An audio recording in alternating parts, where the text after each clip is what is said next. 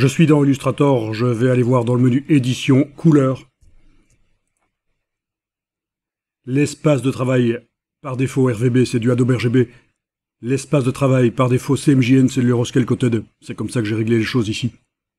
C'est réglé différemment des autres logiciels de la Creative Cloud, mais c'est pas grave pour la démonstration qui suit. Je n'ai pas besoin que les réglages soient identiques sur toute la Creative Cloud. Ok. Alors, ce que je vais vous montrer ici, c'est qu'il faut bien comprendre qu'un document Illustrator contient d'office deux profils, un RVB et un CMJN, pour la bonne raison que un document Illustrator peut contenir à la fois des éléments RVB et des éléments CMJN. Des couleurs RVB et des couleurs CMJN, par exemple. Alors, je vais faire un nouveau document, fichier nouveau. Je vais partir du Canva impression A4 horizontale. Ici, dans les options avancées, je reste en couleur CMJN, c'est comme ça que Illustrator propose dès le départ. Un document CMJN, ça veut dire que l'espace de travail est CMJN. C'est indiqué donc dans le menu Fichier, mode colorimétrique du document, il est bien indiqué que je suis en CMJN. C'est indiqué également ici au-dessus, CMJN. C'est indiqué ici en dessous également, puisqu'à cet endroit, j'ai demandé que ça m'affiche les profils. Eh bien, ça m'indique CMJN sans description. Actuellement, il ne sait pas que c'est de l'Euroscale Coated. Alors, si je fais passer dans Fichier, mode colorimétrique du document, je fais passer le document en RVB. Maintenant, au-dessus, il est indiqué RVB. En dessous, il est indiqué RVB sans description. Il ne sait pas que c'est un document pour de l'Adobe RGB. Je reviens dans Fichier, mode colorimétrique du document, je repasse en couleur CMJN. Donc, bien entendu, CMJN ici au-dessus.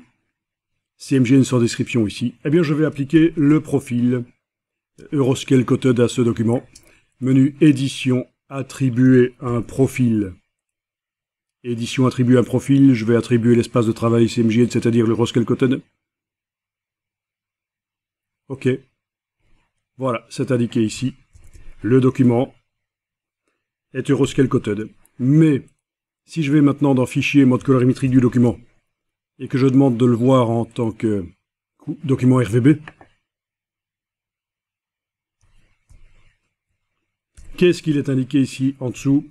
Eh bien, le document est également Adobe RGB. Donc, le menu Édition, attribuer un profil au document actif. Cette fonction, en réalité, attribue deux profils, le RVB et le CMJN, qui sont réglés dans Édition Couleur comme espace de travail par défaut.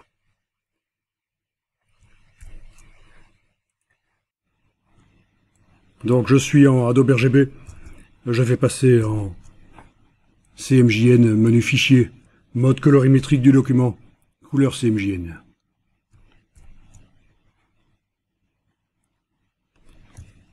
Je vais créer une forme.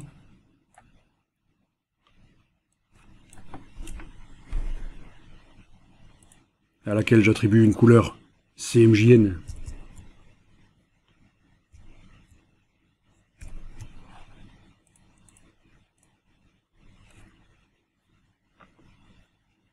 Et puis, je vais créer une autre forme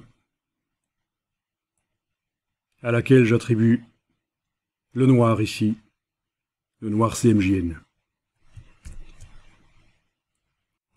Je vais également créer un texte, outil texte, je clique,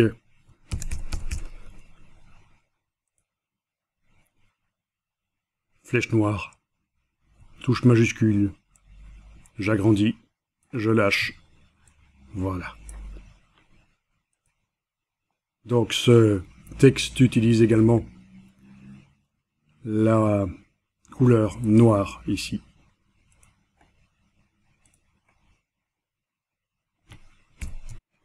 Je vais maintenant dans le menu Fenêtre et je vais chercher la boîte aperçu des séparations. Donc ça va me permettre de visualiser les surimpressions d'encre, notamment je voudrais que ce qui est noir se surimprime et que ça ne fasse pas de défonce. J'enclenche l'aperçu de la surimpression. Je vais enlever l'œil en face de la plaque noire offset. Et là je remarque que l'objet noir ici, également le texte, sont créés par plusieurs encres. C'est un noir quadri. Donc il y a le cyan qui crée ces objets, le magenta également, le jaune également, et bien sûr le noir aussi, mais pas à 100%. Alors pour les besoins de la démonstration, je vais ici créer un nouvel objet avec un fond noir. Donc le fond ici, oui c'est bien cette couleur-là noire, voilà. Et je vais également créer des objets à contour noir. Donc comme celui-ci.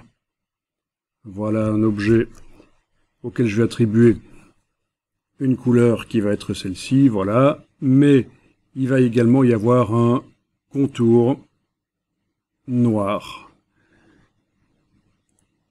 Voilà. Cet objet bleu possède un contour noir, comme on le voit ici, mais le contour n'est pas très épais, donc je vais aller dans la palette contour, menu fenêtre contour, épaissir ce contour. Voilà. Je vais en créer encore un autre ici. Un autre objet. Celui-là ne va pas avoir de couleur de fond. C'est un choix. Par contre, il a un contour noir. Qui est bien le noir qu'on a ici. Oui, c'est parfait.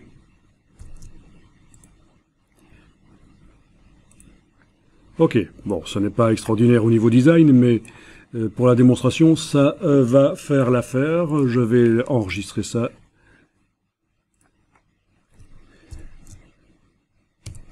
Et donc, je vais appeler ça surimpression noir dans AI. C'est forcément du CMJN. Si on parle de surimpression du noir, ça n'existe pas en RVB, la surimpression du noir. En RVB, toutes les couleurs sont créées par les lumières qui arrivent en même temps sur l'écran, tandis que dans la presse offset, la feuille passe d'une presse à l'autre et ça termine par la presse qui a l'encre noire qui vient surimprimer le noir aux autres encres déjà sur le papier.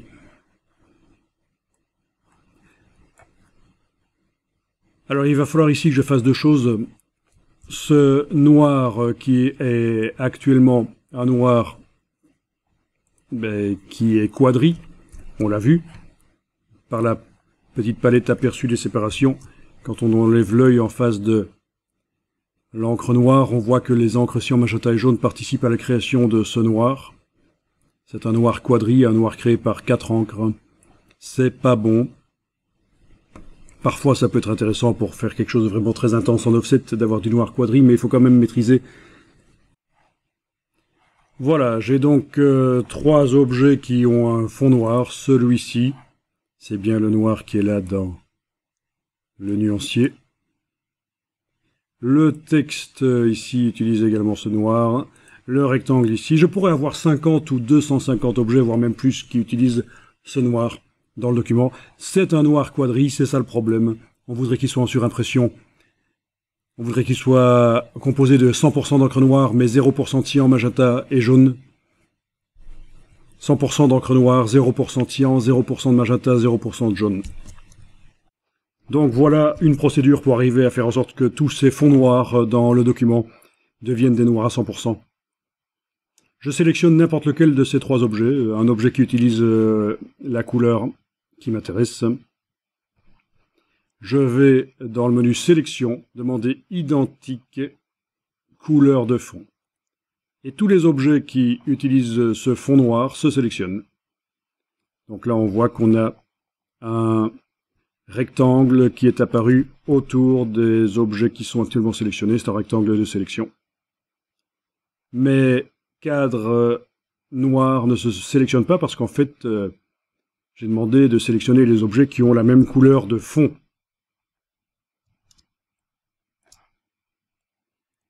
Et je vais ajouter dans le nuancier la couleur utilisée par ces objets. Donc menu de la palette nuancier, ajouter les couleurs sélectionnées. Et voilà, j'ai une nouvelle couleur ici, globale. Il y a le petit triangle blanc qui est là. On oublie donc le premier noir qui est là, on va continuer le travail avec ce noir-là.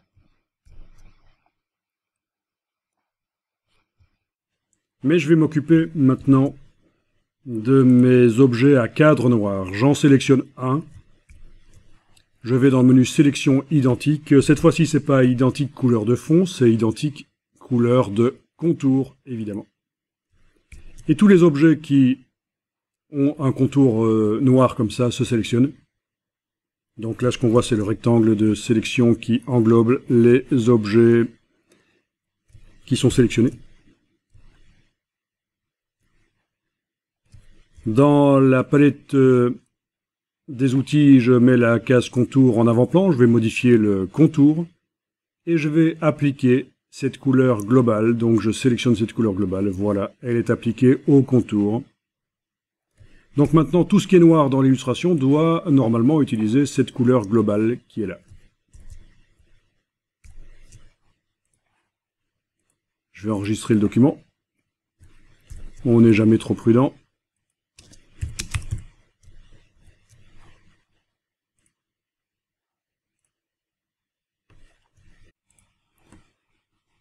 Ensuite, rien ne doit être sélectionné. Donc, par exemple, je clique à côté des éléments de l'illustration. Aucun objet n'est sélectionné. Comme on le voit ici, aucun objet n'est sélectionné. Et je vais double-cliquer sur cette couleur globale pour la modifier. Donc, je coche la case aperçu et je vais pouvoir aller modifier les valeurs CMJN. Par exemple, voilà, je veux du vert, je fais du vert, avec du cyan et du jaune, ou autre chose, voilà, du rose. Bon, alors ce qui m'intéresse, c'est de mettre tout à 0, sauf le noir qui va remonter à 100%. Voilà. Donc là, les objets noirs de l'illustration sont créés par 100% d'encre noire et pas par du cyan, magenta et jaune. C'est déjà un premier problème réglé. Je ne voulais pas de noir quadri parce que pour certaines raisons, quand on imprime en noir quadri, par exemple, s'il y a des imprécisions de la presse, sur le bord des objets noirs, on va voir apparaître soit un petit bord magenta, soit cyan, soit jaune, soit, si on a vraiment beaucoup de chance, je rigole, un petit mix de ces trois couleurs qui déborde, sans compter que ça va faire des feuilles qui vont prendre plus de temps pour sécher, parce qu'il y a une superposition d'encre cyan, magenta, jaune et noir, voire même elles vont se salir les unes les autres quand elles s'empilent à la sortie de la presse. Enfin voilà, donc ok, là j'ai des objets qui tous utilisent cette encre noire. Alors, quand je sélectionne mon objet à contour ici, on voit bien que c'est l'encre noire qui est utilisée. Si je sélectionne le fond ici, ça ne montre pas que c'est l'encre noire, mais c'est parce que dans la palette des outils, la case de fond n'est pas à l'avant-plan. Si je la mets, voilà, on voit que cet objet utilise bien l'encre noire. Ok, c'est parfait. Reste à vérifier si cette encre noire surimprime ou si elle fait une défonce. Dans la palette aperçue des séparations, j'enlève l'œil en face de l'encre noire et ça fait une défonce. Là où il y a de l'encre noire, il n'y a pas d'autre encre en dessous, c'est directement le papier. Et c'est pas bon. Parce que, voilà, on risque de voir un bord blanc qui apparaît entre les objets noirs et les autres objets en couleur qui sont juxtaposés à eux, en cas d'imprécision de la presse. Donc on va faire en sorte que le noir soit en surimpression. Et pour ça, ça va pas se gérer dans le nuancier. Je vais aller chercher les options d'objet, menu fenêtre, options d'objet. Je vais sélectionner un de mes objets à fond noir. Je vais dans le menu sélection, identique, couleur de fond. Sélection identique, couleur de fond. Tous les objets à fond noir sont sélectionnés. J'enclenche surimpression du fond. Ah, directement ça se voit. L'encre jaune de l'objet derrière sera sur le papier, puis l'encre noire arrivera. Alors bien sûr, ça fait des petites images fantômes dans les objets noirs. Ça peut être ennuyeux. Ça peut être ennuyeux. Par contre, si vous avez du texte qui est très fin, vous avez vraiment intérêt à ce qu'il surimprime, c'est certain. Donc voilà, est-ce que la surimpression, vous devez la faire absolument pour tous les objets ou pas? En tout cas, ce qu'il faut, c'est que pour le texte fin comme celui-ci, il surimprime absolument. Alors, ce texte que je viens de créer utilise... Non, je vais lui dire d'utiliser cette couleur globale. Voilà. Voyons si ça fait une défonce ou pas le texte. J'enlève l'œil de l'encre noire dans l'aperçu des séparations. Et ça fait une défonce, c'est du papier, c'est le papier qui est sous les lettres noires, c'est pas bon. Il faut donc absolument sélectionner ce bloc texte et dans la palette option d'objet, je surimprime le fond. Donc si maintenant j'enlève l'œil en face de l'encre noire, on voit qu'il y aura de l'encre jaune en dessous. Donc c'est vraiment très important. Plus le texte est fin et petit, plus il faut absolument qu'il surimprime aux fonds colorés qui sont éventuellement derrière lui. Bien. Alors, on va pas oublier de faire ça aussi pour les objets qui ont un contour noir. Parce que pour l'instant, le contour noir de ces objets fait une défonce. Ça enlève de l'encre jaune, dans le cas de mon illustration ici. Donc je sélectionne un des objets à contour noir. Je vais dans le menu sélection, identique, couleur de contour. Tous les objets de l'illustration qui auraient un contour noir se sélectionnent. Et dans la palette options d'objets, je vais aller enclencher la surimpression du contour. Voilà. Alors on a ici surimpression du fond qui est avec un petit trait horizontal parce que parmi tous nos objets sélectionnés, il y en a un qui a une surimpression du fond et il y en a un qui ne l'a pas. J'ai deux objets sélectionnés actuellement, j'ai cet objet-là et celui-là. Ben en fait celui-là, c'est de la transparence, son fond. Donc la surimpression n'est pas enclenchée pour son fond. Voilà pourquoi on a une situation un peu hybride quand on sélectionne plusieurs objets qui ont un contour dans le document. Si certains objets, bien sûr, ont un fond transparent, on a une surimpression du fond pour certains objets et pas pour d'autres. Donc ne vous inquiétez pas pour ça, le petit trait vertical, n'allez pas cocher ça, laissez ça comme ça, c'est bien. Ce qui nous intéressait ici, c'était de surimprimer le contour de toute façon, alors vérifions maintenant que le contour surimprime. Si j'enlève, d'abord je clique à côté, j'ai plus besoin que les objets soient sélectionnés. J'enlève l'œil en face de l'encre noire, et ben voilà, on voit que ça va surimprimer. Ça ne crée plus de défonce.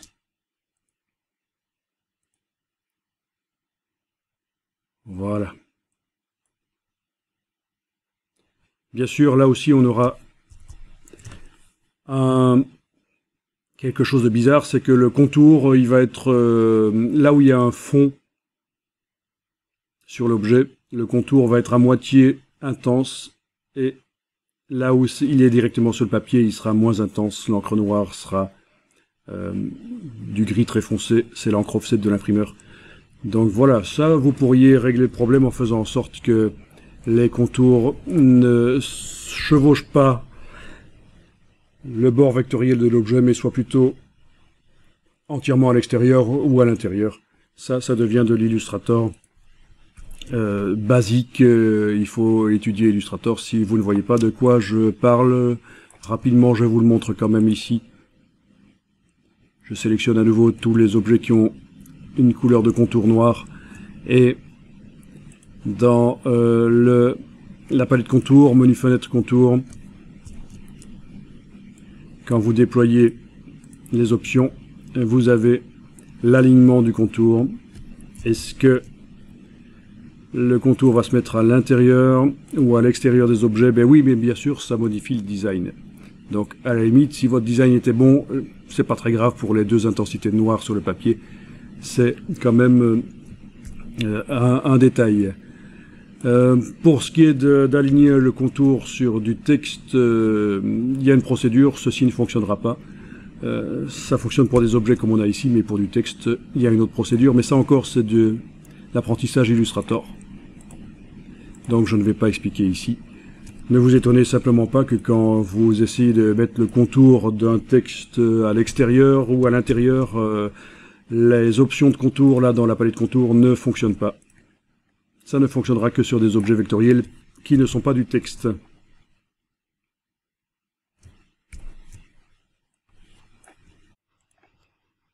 Je suis donc en CMJN, bien entendu, j'ai géré la surimpression du noir. Méfiez-vous de ceci. Quand vous allez dans Fichier, mode colorimétrique du document et que vous quittez le mode CMJN et que vous allez en RVB, il n'y a plus de notion de surimpression du noir. Et si vous essayez de créer un objet coloré très vif, comme ici, en allant dans le menu de la palette nuancier, je vais pouvoir aller créer une couleur RVB. Ben oui, vous allez pouvoir mettre des couleurs très vives. Comme celle-ci par exemple. Mais dès que vous allez retourner en mode colorimétrie du document couleur CMJN, ça se ternit. Et pire, le fait d'être passé temporairement par le RVB vous a cassé la surimpression du noir, c'est-à-dire que maintenant, quand dans l'aperçu des séparations, vous voyez que tous les noirs sont redevenus des noirs quadris. Donc je vais annuler. CTRL Z. Voilà, j'annule encore. J'annule. J'annule toujours CTRL Z jusqu'à ce que je revienne dans le document CMJN, le voilà. Et j'ai ma situation initiale. Je voulais juste vous montrer que si vous passez temporairement en RVB le document, toute la gestion de la surimpression du noir disparaît. C'est logique, hein, l'encre noire redevient une valeur RVB sans notion de surimpression. Et puis quand on retourne vers le CMJN, ça crée un noir quadri. C'est parce que c'est la gestion des couleurs qui entre en jeu. À ce moment-là, quand vous passez de RVB à CMJN, c'est la gestion des couleurs qui entre en jeu pour transformer les couleurs de RVB vers CMJN. Le fait que mon rose vif se soit transformé en rose terne, c'est le rose terne qui est quand même le plus proche possible du rose vif. Et c'est la gestion des couleurs qui a fait en sorte qu'il y ait un calcul, mais donc ne faites pas ça, méfiez-vous de repasser en RVB temporairement. Enregistrez toujours vos documents, en plus, régulièrement, sous des noms différents, un petit numéro à la fin. On n'est jamais trop prudent. Backuper, bien sûr, aussi. Enfin, ça, c'est de la gestion d'infographiste qui n'a pas envie de travailler pendant des jours et perdre tout son travail. Il faut gérer ses fichiers. C'est logique. Alors, j'ai donc ce document qui a du noir composé uniquement de 100% d'encre noire. C'est un document Illustrator CMJN. Quand on veut gérer la surimpression du noir, le CMJN peut être un bon choix donc dans Illustrator. Par contre, si vous devez faire des illustrations avec des couleurs très vives, il faudra plutôt faire un document Illustrator RVB. c'est vraiment une question de choix. Donc les deux possibilités existent, ça dépend vraiment de ce qu'on vise. Est-ce qu'on est orienté vraiment impression ou est-ce qu'on est plutôt orienté illustration et dans ce cas-là, les couleurs vives qu'on peut mettre dans les documents, ça compte. Mais quoi qu'il en soit, c'est un document Illustrator CMJN avec les parties noires, que ce soit sur le fond des objets ou sur les bords, les contours. C'est du noir qui surimprime, comme on le voit très bien, je pense, également pour le contour ici.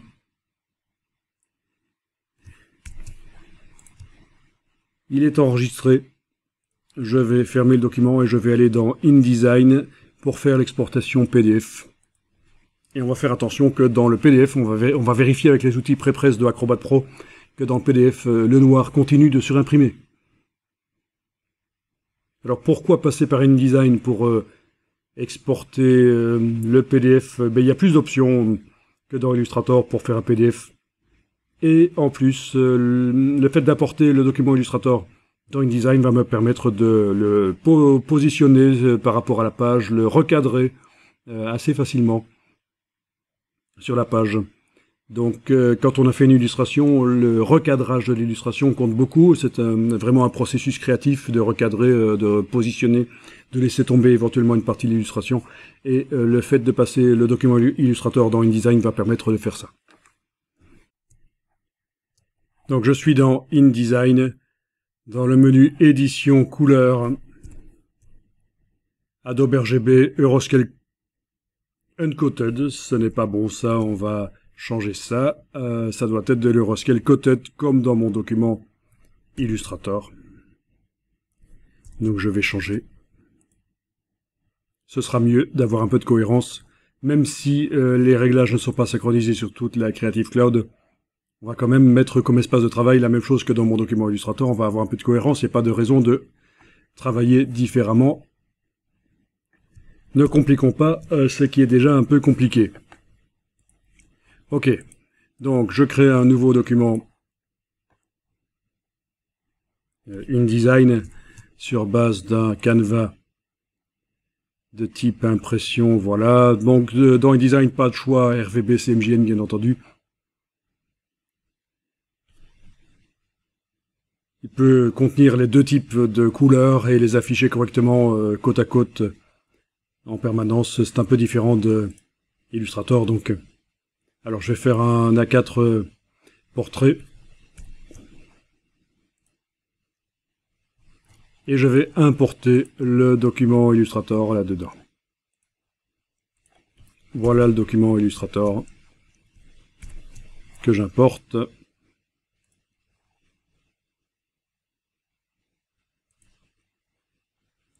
Bien. Alors, comme je vous disais, si je zoome en arrière dans InDesign, avec l'outil de transformation manuelle, je vais pouvoir prendre une poignée du poing tout en enfonçant la touche majuscule et agrandir l'objet. Et éventuellement faire du recadrage avec la case aperçue de InDesign enclenchée là. Je vais pouvoir faire du recadrage pour améliorer ma composition.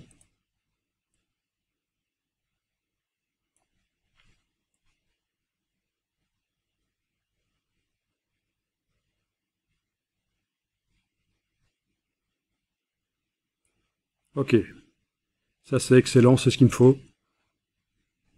Juste un problème, le texte Illustrator aurait dû être un peu plus à gauche, mais c'est pas grave. Je vais faire un clic droit sur le document, sur l'image là, Illustrator. Je vais demander modifier l'original.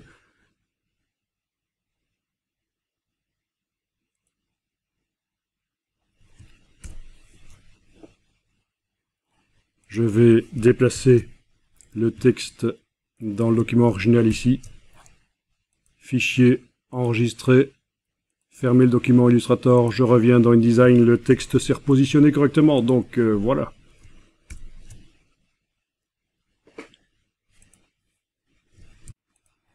Alors je vais faire l'exportation PDF CMJN du document. Donc, on est bien en Euroscale Coated dans le document ici InDesign. Je vais d'ailleurs attribuer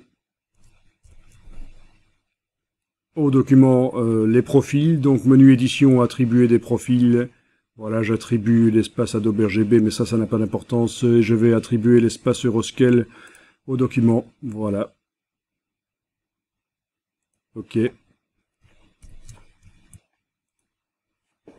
Donc le but est de générer un PDF CMJN dans lequel je vais retrouver les valeurs CMJN exactes du document Illustrator avec la surimpression du noir. Donc fichier exporté.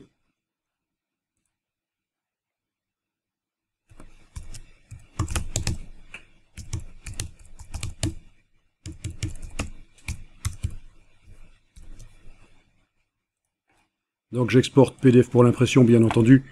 Et normalement dans repères et fonds perdus, etc. je dois aller régler les repères et les fonds perdus. Mais je vais directement passer à l'essentiel ici. La sortie, je dois demander une conversion vers la destination. Ça va être l'Euroscale Coated en effet. C'est l'espace du document. Profil qui va être inclus au PDF. Comme ça, le PDF, je pourrais éventuellement le convertir vers d'autres profils. Euroscale Uncoated ou CMJN américain, etc. Donc voilà. Sortie, convertir vers la destination, Euroscale Coated, inclure le profil de destination. Alors, dans les paramètres généraux, est-ce que, oui, afficher le PDF après exportation est coché, c'est parfait, donc je clique sur exporter, et je regarde le PDF, le voilà, avec le recadrage que j'avais choisi dans InDesign. Alors, je vais vérifier que le noir est bien toujours en surimpression. Donc, il faut que j'utilise les outils PrePress. Je vous rappelle que si vous ne les voyez pas dans le petit panneau qui est là sur le côté de Acrobat Pro, il va falloir aller dans Autres outils, et parmi tous les outils, vous avez les outils PrePress que vous allez pouvoir ajouter. Vu qu'ils sont déjà ajoutés aux outils, ça me dit de les ouvrir. Tout ça est logique. Donc, les outils PrePress sont là. Parmi tous les outils PrePress, je vais prendre Aperçu de la sortie. Ok, simuler la surimpression est coché. C'est parfait. Parce que je vois ce que je voyais dans Illustrator. Si vous voyez bien comme moi, quand on coche simuler la surimpression, on voit que le rectangle jaune sera sous l'encre noire. C'est parfait. On a aussi le contour noir ici qui surimprimera au jaune. Sinon, ça ne nous le montre pas. Quand on regarde le PDF dans Acrobat Pro sur écran, si on n'est pas dans Aperçu de la sortie, on ne voit pas la surimpression. Mais alors, ce qui m'intéresse, ben oui, mais de toute façon, je le sais déjà, que quand je visualise, quand j'enlève la visualisation de l'encre noire, le texte, les contours noirs, les fonds noirs ne font pas de défonce. Ça se surimprime bien. C'est parfait. Bon, je vais fermer le PDF ici. Et je retourne dans InDesign et je vais exporter à nouveau en CMJN. Mais cette fois-ci, ça va être un export vers un autre standard. Pas l'espace CMJN réglé dans InDesign. Ça va être un export vers du Uncoated, Euroscale Uncoated. Voyons ce qui va se passer au niveau de la surimpression. Voilà. Je vais dans les outils PrePress, aperçu de la sortie. Je coche et je décoche aperçu de la surimpression. Eh bien, ça ne surimprime pas. J'enlève l'œil en face de l'encre noire. Eh bien, c'est du noir quadri. Donc, quand vous exportez au départ de InDesign, quand vous exportez en CMJN, là je viens de fermer le PDF, il n'est pas bon, je n'ai pas enregistré. Quand vous exportez en CMJN au départ de InDesign, il faut exporter. Ben, il faut créer un PDF CMJN par les options dans le PDF, la sortie, convertir vers la destination, mais il faut absolument convertir vers la destination qui est la même que l'espace de travail CMJN ici réglé dans le document. Alors je vais faire un bloc ici dans InDesign. Un bloc auquel j'attribue une couleur de fond. Une couleur quadri ici. Je vais ensuite créer un bloc texte.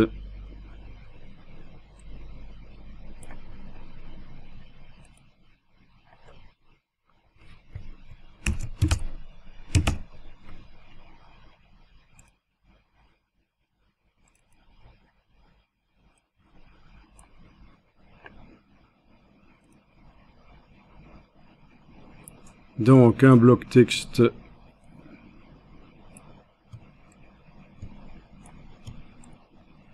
que je superpose au fond.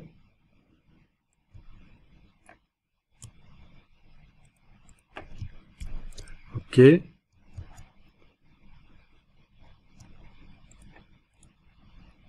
Allez modifier peut-être le document Illustrator.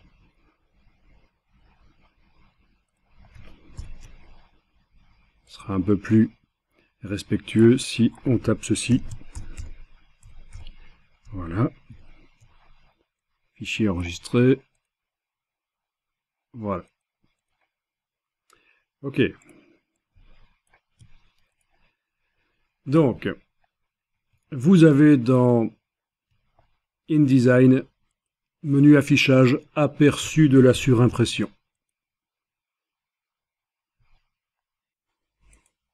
Alors, malgré que dans le menu affichage, l'aperçu de la surimpression est enclenché, on ne voit pas que le texte se surimprime. Donc c'est à cause des préférences de InDesign, les préférences qui concernent l'aspect du noir. On avait la même chose dans Illustrator, mais il se trouve que ici InDesign était réglé.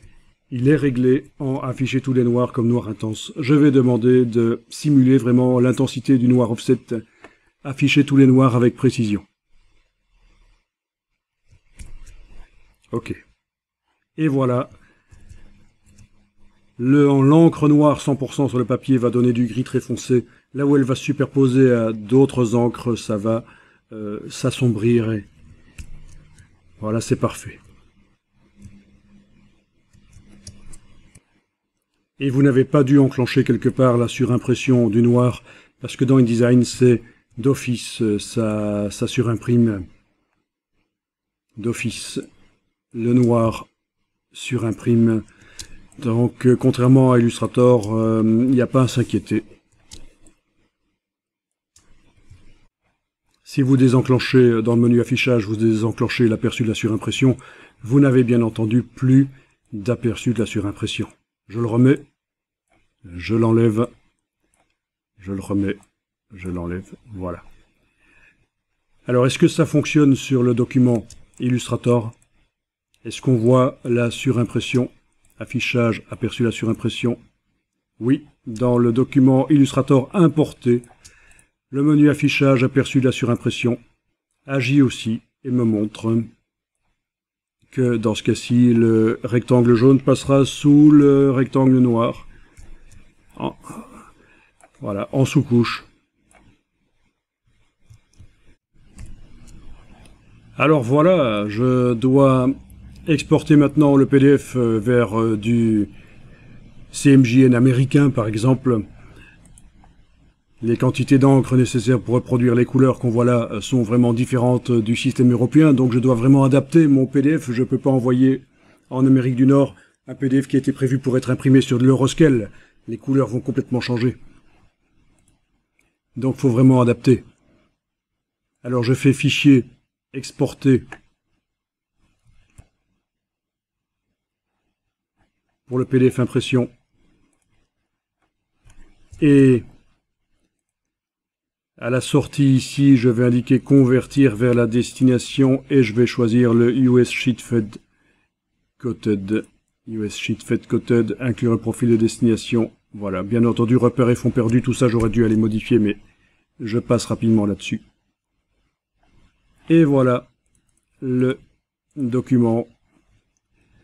Alors, au niveau de la surimpression du noir, qu'est-ce que ça dit? Quand j'enlève ici, avec l'outil Prépresse de Acrobat Pro, j'enlève l'œil en face de la couche noire, eh bien c'est la catastrophe intégrale. Tous les noirs sont créés, ils sont quadrilles, ils sont créés avec des sous-couches sur magenta jaune, c'est-à-dire que les noirs sont créés par les 4 encres, alors que les noirs devaient être créés uniquement par de l'encre noire. Donc ça ne va pas du tout.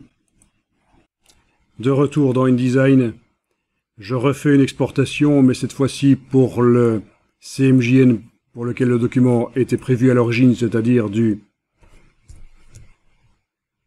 Euroscale Coded. Et c'est avec Acrobat que je vais faire la conversion. Donc, ici dans InDesign, fichier exporté.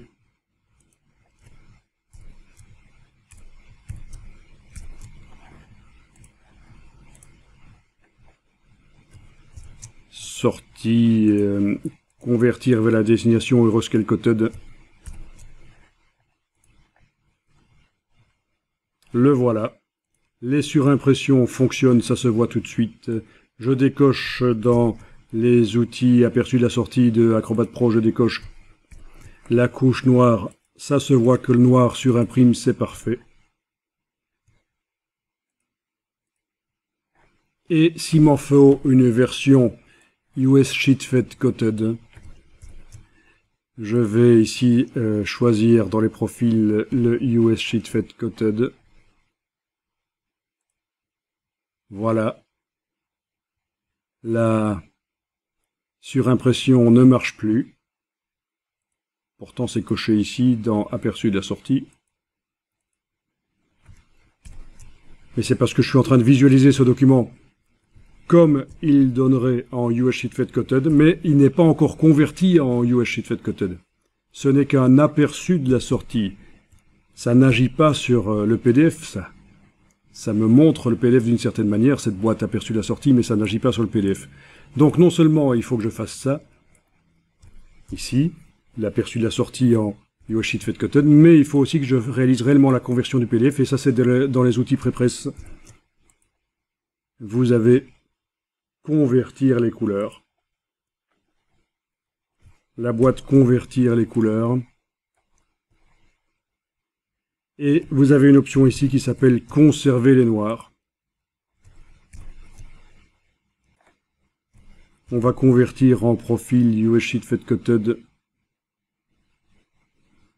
Bien, je vais incorporer le profil d'ailleurs au PDF. Je clique sur OK. Et voilà, c'est un document US Sheet Fed Coded avec les noirs qui surimpriment toujours correctement. Je vérifie avec aperçu de la sortie ici.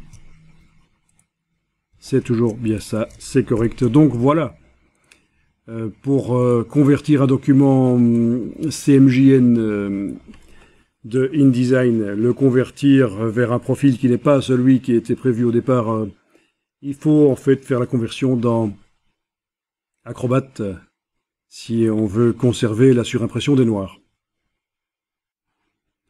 Et donc ce qui vient d'être montré ici, conversion de Euroscale Coded vers US Sheet Fed Coded, vous pourrez le faire aussi entre deux profils européens, bien entendu. Vous allez pouvoir convertir un document prévu pour du Coded vers un document prévu pour du Uncoded. Donc Euroscale Coded vers Euroscale Uncoded, il faut adapter les pourcentages d'encre.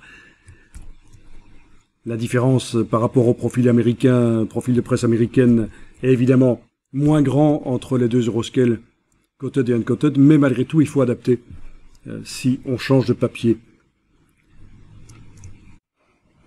Il me reste à enregistrer le PDF, fichier enregistré sous, et changer le nom pour bien comprendre qu'il s'agit d'un US Sheet Fed Coded.